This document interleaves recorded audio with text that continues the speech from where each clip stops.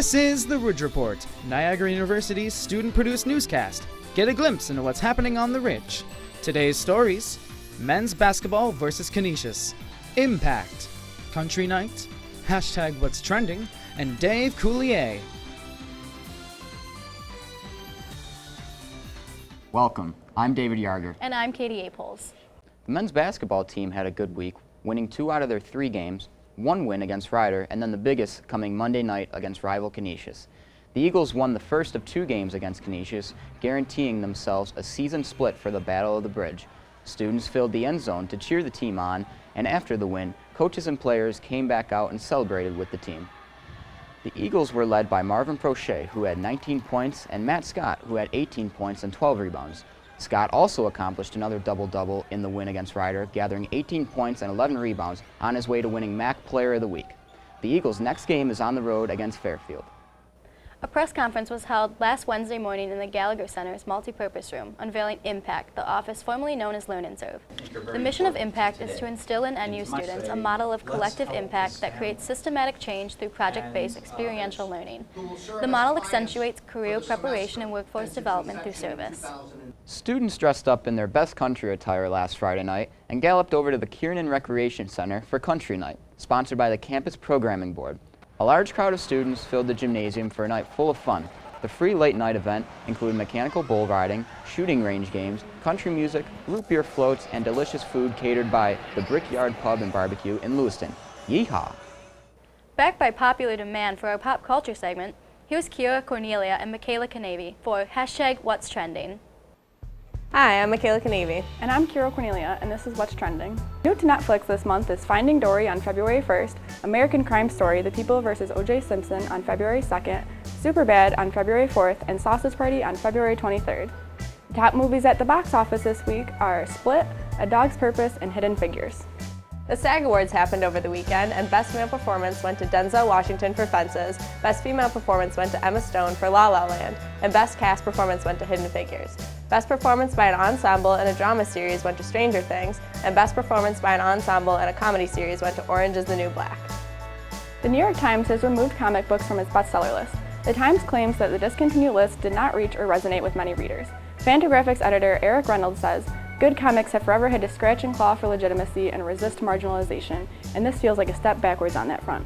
The Times says it will be expanding on coverage on comic books in new ways by adding more reviews, news, and features about the genre and its creators.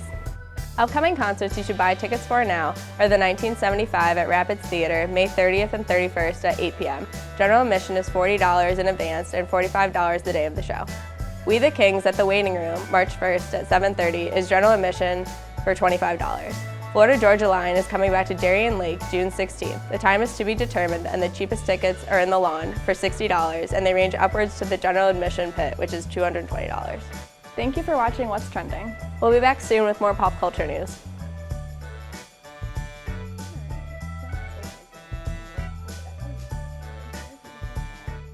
The spring 2017 semester kicked off with lots of laughs on January 21st with a stand-up comedy show by Dave Coulier, better known as Uncle Joey from Full House. Comedian Derek Knopsnyder, who has performed at NU in the past, opened the show at the Rapids Theater, sponsored by the NU Traditions Committee.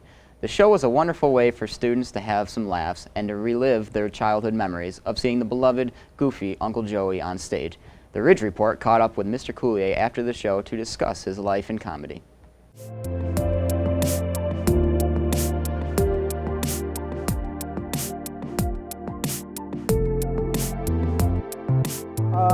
I have a funny family, and a very large family, and they're funny. My son's very funny, my dad's very funny, my aunts and uncles are all very funny, my sisters are funny. So I heard a lot of laughter as a kid growing up, and I loved comedians. I loved watching talk shows. I loved watching, the Tonight Show with Johnny Carson, because I always wanted to see the comedian. So I was doing comedy. I started doing comedy actually in 3rd grade. Believe it or not. And my best friend is Mark Sandrowski, who directs The Big Bang Theory. And so, we were partners in crime since we were 3rd graders. And we used to, and the way I met him was he was drawing some weird things on his piece of paper at his desk. And I went and looked and I went, "What are you drawing?" And he told me, I said, "Oh, we're going to be friends." And that was kind of how our relationship started, and we're still very close. Fuller House was very surreal. You always hear that you can't go home again, and we got to go home. We got to go back home in the same house. And it was very surreal the first day I went there. They were still constructing all the sets, but I could see the kitchen and the living room. And I have to tell you, as I was watching them put the sets together, I teared up and thought, wow, I'm going to be able to go home again. And so it was very surreal, I think more because of the physicality of the actual set being built again. You know, we bicker just like a real family. We have our little practical jokes that we play on each other, but they should have called the show Full Circle, because that's really what we've done all these years later. I don't think we ever dreamt that we would be the biggest show on television, which we've turned out to be right now. And that'll change. Something else will, Stranger Things is going to knock us away, So, it's truly a gift to be able to come back and do a show that we really love doing all these years later. Stand-up comedy is one of the hardest things you can do. It's always a challenge for me. Every audience is different. Every show is different. It's a lot. It's a lot of work. There's a lot of work involved in the process, but thankfully the audience gets to see the final product. They don't see the traveling and the writing and the nights of working stuff out. And I really haven't been very funny in this interview at all, but these are very serious, poignant questions. Robin Williams once told me, he said, the best laughter you're ever going to hear is the free laughter. And I didn't know what that meant at first, and I asked him, I said, well, what does that mean? He goes, when you're getting paid, it's a different kind of laughter than when you're just freewheeling with people that you love. Hearing those laughs with people that you love is different because there's no pressure, you're not getting a paycheck, you're just doing it for the sheer joy of creating laughter within that time and space. And so he was very right about that. So the voices that I do, like there's a guy named Eric Strobel who used to play on the 1980 US hockey team, and it was one of those voices, hey you guys, you're like the greatest guys ever. And so I would do that voice in the locker room, and guys were like, hey, can you do Strobes again? And it was just, what? It's those free voices when I'm just goofing around, being Dave, that are the most rewarding. I talk about being a glorified birthday clown on stage because that's really what I feel like. I feel like I'm just gonna go up and clown around for a while and have as much fun or more fun than the audience sometimes. I didn't go to college. I couldn't find a parking spot. That's my joke. That's my joke. That's my joke. There was nothing in college for me.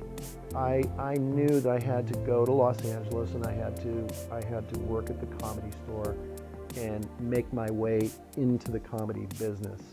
And college would have separated me from that.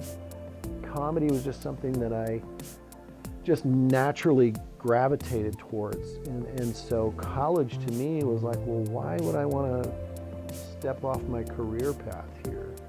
And there aren't comedy classes in college. You mean this? Oh. But then I was like, that old thing? My favorite thing. Oh, that's kind of embarrassing. Oh, I can't believe we're going to do this here, isn't it? Whoa! It's the simple things. It's the simple things in life. That's all for now. Tune in next time for more on what's happening on the Ridge. For more information on campus news and upcoming events, like us on Facebook, follow us on Twitter, and check out our website at ridgereport.niagara.edu. I'm David Yarger. And I'm Katie Apholz. Thank you for watching The Ridge Report.